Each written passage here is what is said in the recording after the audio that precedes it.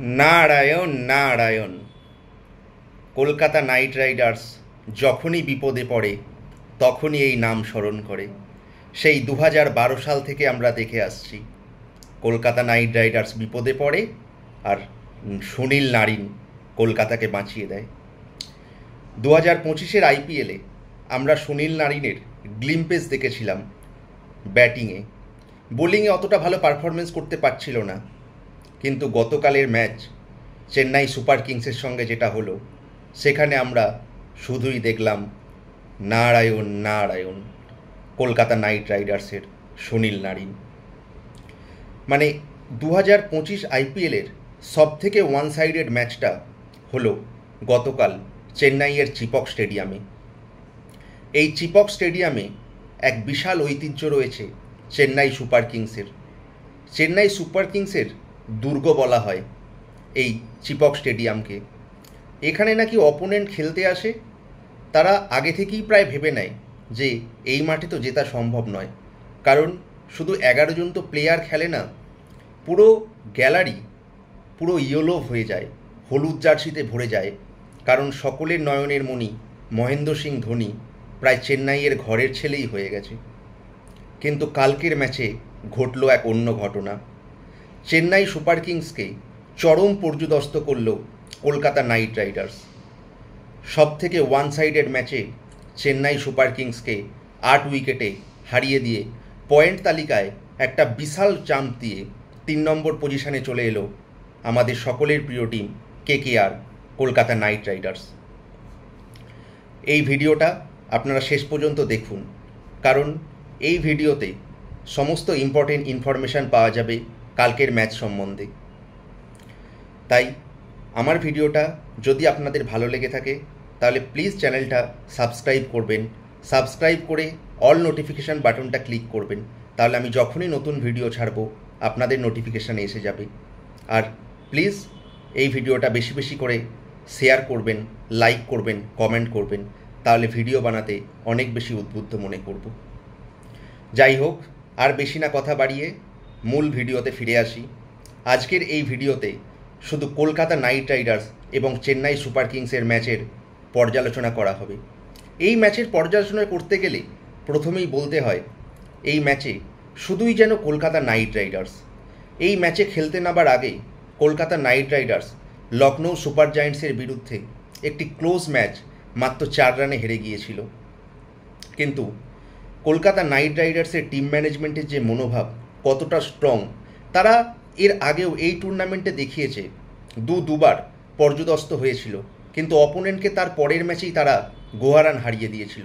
আর কালকের ম্যাচে তো যেন নিজেদেরকেও ছাপিয়ে গেল। সেই ম্যাচে চেন্নাইকে একেবারে ওয়ান সাইডেডলি হারিয়ে দিল। কালকের ম্যাচে প্রথমে টসে জিতে কলকাতা অধিনায়ক অজিঙ্ক্য রাহানে ফিল্ডিং করার সিদ্ধান্ত নেয়, কারণ আগে থেকেই আমরা সকলে জানতাম যে চেন্নাইয়ের চিপক স্টেডিয়াম কিছুটা ড্রাই এবং স্লাগিস হয়, এখানে স্পিনাররা খুব সহযোগিতা পায়। আর কলকাতা নাইট রাইডার্সের টিমে যে তিনজন স্পিনার আছে তারা তো একে অন্যকে যেন ছাপিয়ে যায়।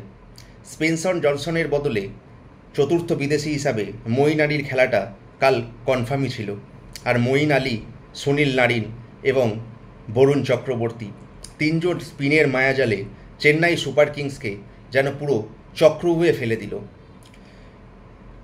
চেন্নাই সুপার কিংসের 2 জন লেফট হ্যান্ডেড ব্যাটসম্যান ওপেন করে, তাই অবভিয়াসলি কলকাতার অধিনায়ক অজিঙ্ক্য রাহানে মঈন আলীকে তাদের বিরুদ্ধে বল করতে নামায়। আর প্রথম ধাক্কাটাই মঈন আলী দেয় ডেভন কনওয়েকে আউট করে, তারপরেই হর্ষিত রানা আউট করে দেয় রচিন রবীন্দ্রকে। পাওয়ার প্লেতেই যেন চেন্নাইয়ের ব্যাটিং একেবারে কোমর ভেঙে যায়। কিছুটা চেষ্টা করেছিল বিজয় শঙ্কর, রাহুল ত্রিপাঠী, সেটাকে চেষ্টা বলা যাবে কি জানি না, কারণ চেন্নাইয়ের এবারে যে ব্যাটিং হচ্ছে সেটা যেন ওল্ড জমানার ব্যাটিং। তারা বর্তমান যুগের যে টি-20 ক্রিকেট তার সঙ্গে যেন নিজেদেরকে মেলে ধরতেই পারছে না, কারণ যেখানে অন্য টিমগুলো 10 সাড়ে 10 অ্যাভারেজ প্রতি রান করছে পাওয়ার প্লেতে, সেখানে চেন্নাইয়ের পাওয়ার প্লের রান রেট অত্যন্ত পুয়ার, কারণ তারা ওল্ড জমানার ক্রিকেট খেলছে। আর তাদের অধিনায়ক, বর্তমান অধিনায়ক মহেন্দ্র সিং ধোনিও তো বলছে যে তারা আসলে চেষ্টা করছে যে প্রথম দিকে যেন উইকেট না পড়ে, তারা মিডিল ওভার এবং শেষের দিকের ওভারগুলো ক্যাচ করতে চাইছে। কিন্তু আমার মনে হয় না বর্তমানে ইম্প্যাক্ট প্লেয়ারের জমানায় আইপিএলে এইভাবে খেললে বড় রান স্কোর করা যাবে বা বড় রান চেস করা যাবে। তাই কলকাতা নাইট রাইডার্সের বোলিংয়ের সামনে তারা একেবারে ছন্নছাড়া থাকলো, কোনো ব্যাটসম্যানই টিকতে পারলো না। আর একজনের কথা তো আলাদা করে বলতেই হবে, Sunil Narine. Kolkata knight Riders যখনই বিপদে পড়ে তখনই আমরা নারায়ণ নারায়ণ স্মরণ করি, আর নারিন দেখিয়ে দিল যে কেন তাকে এখনও মোস্ট ভ্যালুয়েবল প্লেয়ার বলা হয়। বল হাতে তো দুর্ধর্ষ, 4 ওভারে মাত্র 13 রান খরচ করে তিনটে উইকেট নিল। শুধু বল হাতেও নয়, ব্যাটিংয়ে তো রণমূর্তি ধারণ করেছিল। 18 বলে 44 রানের একটা অতি আক্রমণাত্মক ইনিংস খেলল। আমি ব্যাটিংয়ের কথা পরে আসছি, আগে বোলিংয়ের কথা বলে নিই। তার সঙ্গে যোগ্য সঙ্গত দিল মঈন আলী এবং বরুণ চক্রবর্তী। শুধু তারাই নয়, ফাস্ট বোলার হর্ষিত রানা, বৈভব অরোরা যেন এই কলকাতা টিমের সঙ্গে অত্যন্ত সুন্দরভাবে জড়িয়ে গেছে। আসলে কলকাতার বোলিং, আমি তো আগেই বলেছি, যদি একটু পিচে স্পিন সহায়তা পায়, যদি একটু ড্রাই বা স্লাগিশ পিচ হয়, তাহলে কিন্তু এই কলকাতা নাইট রাইডার্সকে হারানো তো প্রায় অসম্ভব হয়ে যাবে। কলকাতা নাইট রাইডার্স নিজেদের ইডেন গার্ডেন্সে একটিমাত্র ম্যাচে পছন্দের পিচ পেয়েছিল। সেই ম্যাচে কিন্তু তারা হায়দ্রাবাদকে একেবারে গোহারান হারিয়েছিল। কলকাতা যে 3টে ম্যাচ জিতেছে, গুয়াহাটিতে একটি, রাজস্থান রয়্যালসের বিরুদ্ধে, ইডেন গার্ডেন্সে সানরাইজার্স বিরুদ্ধে এবং গতকাল চেন্নাই সুপার কিংসের বিরুদ্ধে, প্রত্যেকটা ম্যাচেই কিন্তু বোলারটা, বিশেষ করে স্পিনারদের বল একটু গ্রিফ হয়েছে, একটু ড্রাই, একটু স্পিন সহায়ক পিচ পেলে এই কলকাতা নাইট রাইডার্স টিমকে তো প্রায় হারানো যাবেই না। কলকাতা অবশ্যই ভাবে টপ 4-এর দাবিদার হয়ে উঠবে।